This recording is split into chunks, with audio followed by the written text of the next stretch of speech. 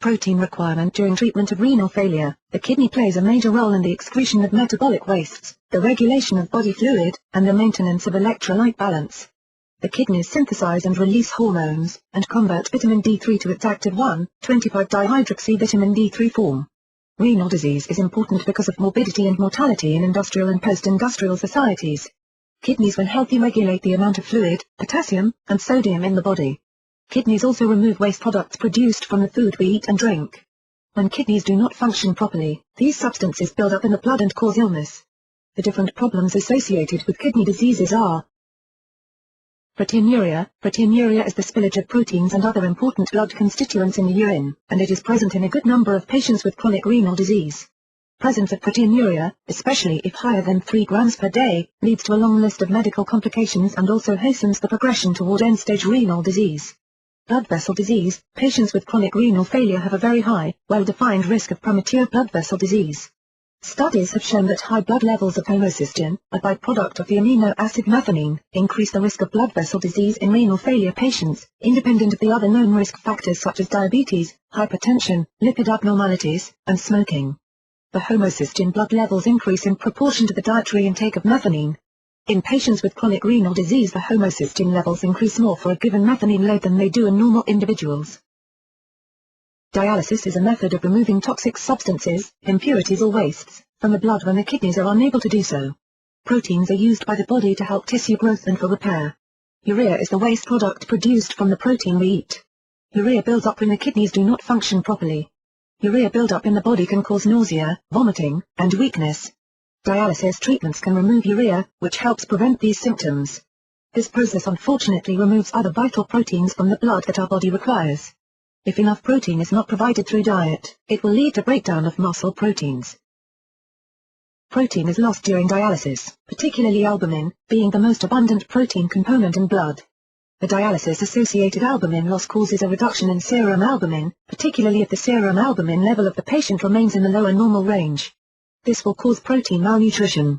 In people undergoing peritoneal dialysis, appetite is generally poor.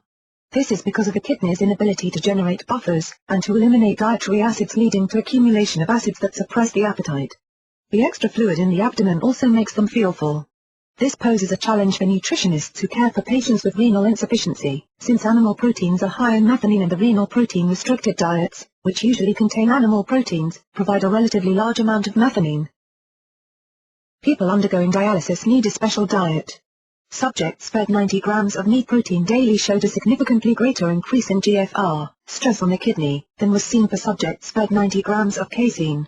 Rats fed with casein showed a lowered rate of decrease in renal function. Jones M.G., 1987, studies are carried out in metabolic units to determine the level of dietary protein required for people treated with maintenance dialysis.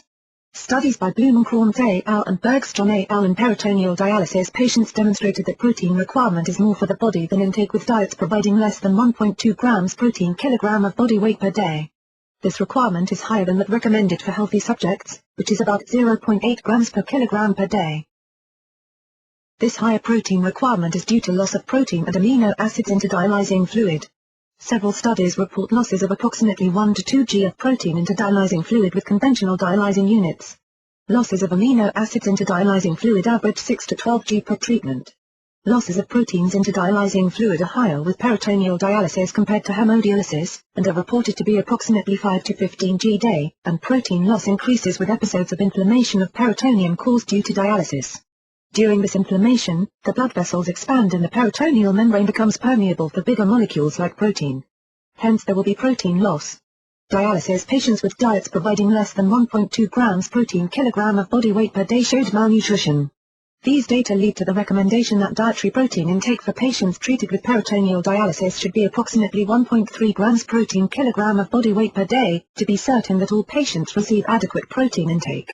Blumenkranz et al., 1982 and Bergstrom et al., 1993. Due to the loss of proteins, dialytic patients may suffer from malnutrition. The use of casein increases serum albumin concentration. Upon reaching the stomach, casein reacts with the stomach acids forming clots that provide a sustained slow release of amino acids into the bloodstream. This will surely help in meeting the demand of the body for an increased supply of amino acids, for providing energy and promoting protein synthesis. Whey protein contains an ample supply of the amino acid cysteine. Whey protein contains all the essential amino acids in higher concentration than all vegetable proteins. The amino acids found in whey are efficiently absorbed and utilized. Renal failure patients develop high blood pressure. Blood pressure control is very important to slowing progression of renal failure. Caseokinins and lactokinins are two ACE inhibitory peptides present in casein and whey protein. They have been found to be very effective in lowering blood pressure. Hence it is recommended that casein and whey proteins are used for decreasing the stress to kidneys, reducing the subsequent complications, and restoring the protein lost during dialysis. One of the benefits of using whey as a protein supplement is that to date, no severe, adverse reactions have been noted following administration of whey protein products, although some patients note minor gastrointestinal disturbances.